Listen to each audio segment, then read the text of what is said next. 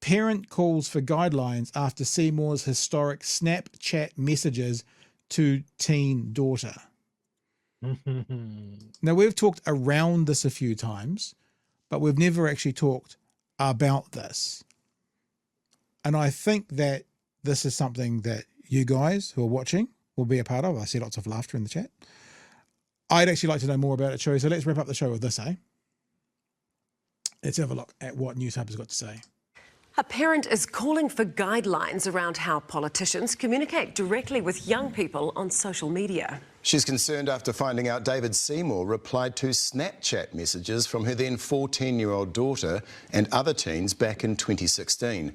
Both the ACT leader and the students say the content was not inappropriate. But the mother says the fact a much older politician was directly messaging them at all is bizarre.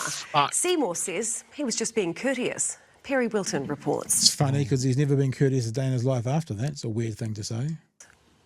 So this one is one of the streaks that he sent. This former Epsom girl's grammar. I mean, he's sending photos in Snapchat. I mean, apparently there's nothing untoward, but that's pretty weird.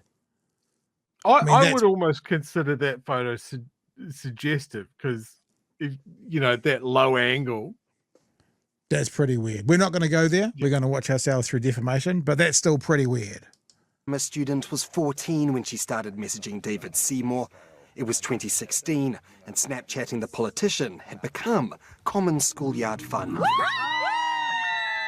It was kind of talked about between schools, high schools in Auckland, that if you were to Snapchat David Seymour, he'll reply, basically no matter what you say. Snapchat allows users to send messages and images that last a few seconds before they're automatically deleted. She would always initiate the messaging, and Seymour would sometimes reply on consecutive days, making what Snapchat calls a streak. Sent him a selfie of me and a bunch of my girlfriends at 15, drinking vodka cruises, a selfie with us all holding them, saying, "Oh, come to my party, come to my party." And this was his response. Seymour replied to one invitation, "Hope you're not in trouble." Let's just go back. Thanks. Seymour replied to... So the response says, "Can't, I'm afraid, but you guys have a great night and be safe."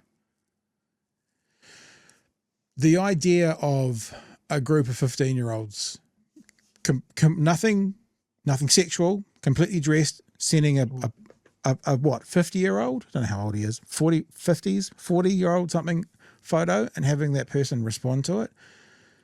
You know, there's a line between legally doing something wrong and just fucking icky, and this is just fucking icky. It's just icky. He's 41. You know? He's 41 now. Jeez, he acts like a 60-year-old. So that means he would have been in his late 30s, 2016. 2016, that's 8 years. He would have been 33. Well, that kind of feels even ickier. So a 33-year-old sending messages, conversing with a 15-year-old. I don't know. To one invitation, "Hope you're not in trouble." "Oh, thanks for the invite." Her mother had no idea about the messaging at the time and says any parent would be uncomfortable with their teenager messaging a 30 or 40-year-old man. Honestly, I just find the whole thing quite bizarre. It's reiterated many times that there was nothing inappropriate in the messages themselves, but I think that contact, direct one-on-one, and particularly via Snapchat itself is inappropriate. He must have been having many messages come through, and it's like, well, who's actually got the time? Another thing I'm noticing is he replied here at midnight. This former Auckland grammar student also messaged Seymour when he was 15. He says at the time it was hilarious. And I was like, yes, thank you. And yeah, I remember going around school that day and showing everyone that David Seymour had replied to me. That was a big moment. He says the messages from Seymour were not inappropriate. Yeah, there was no malevolence behind it or anything. I think I'd like to get that out there. And at the time, talking to him, I felt very safe and comfortable. But now he's in his early 20s. His feelings about whether MPs should be able to communicate directly with minors. Do you know what's weird? I mean, apart from the obvious, it's that he's sending photos. You don't have to send a photo. My kids use Snapchat. It's the mode of communicating with one another all the time. But you can see no photo on the me, no photo on the David, no photo on the me, then a photo of David. That's the thing that feels even ickier. I mean, like, you know, Chewy, if someone messaged me on Twitter, right, and I didn't know who they were or what they were about, I might go, sweet, thanks, bro, thanks for the support, whatever, move on. But would I do a, you know what I mean? That feels the weird part about it. That's what it is. It's the photo that makes it feel a bit ick. That's what it is. You want to say anything? Yeah, Keep going. There's a lot here that makes me feel ick and is just ill-considered.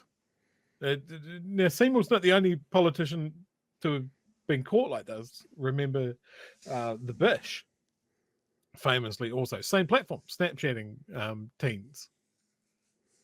I think for a public servant to be messaging people, non-voters, underage, on a platform that is designed to disappear the messages, is just unwise. It just like none of this, like, aren't their communications supposed to be recorded?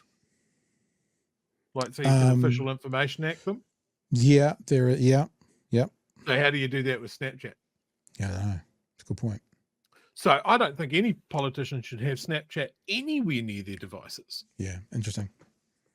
Quite apart from the fact that they're messaging underages.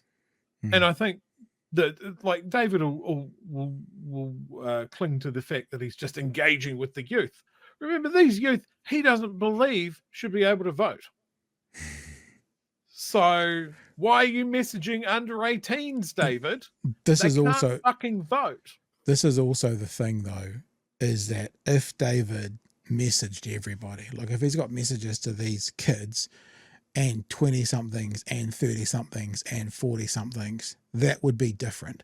So that's a piece of information we don't have at the moment, but it's been sold as something he's been doing to kids. And again, look, I can see some of the comments in the chat making particular accusations. I guess the only accusation you can make at the moment is this does not feel like a wise thing to do.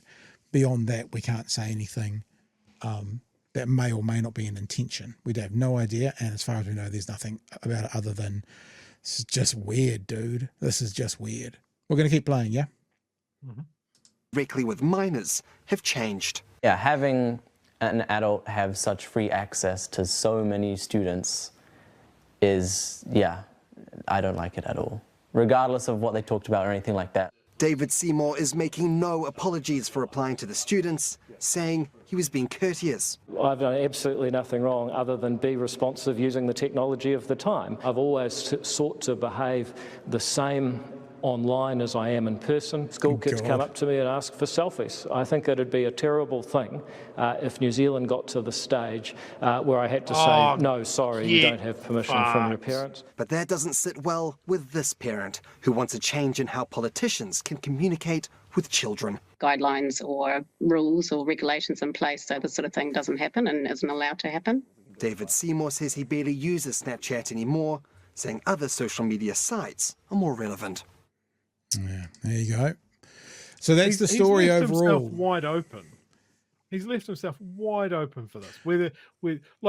Nobody in that article is saying that he has done something illegal, inappropriate, or illegal, but he has left himself open to it. And it's dude, what are you thinking?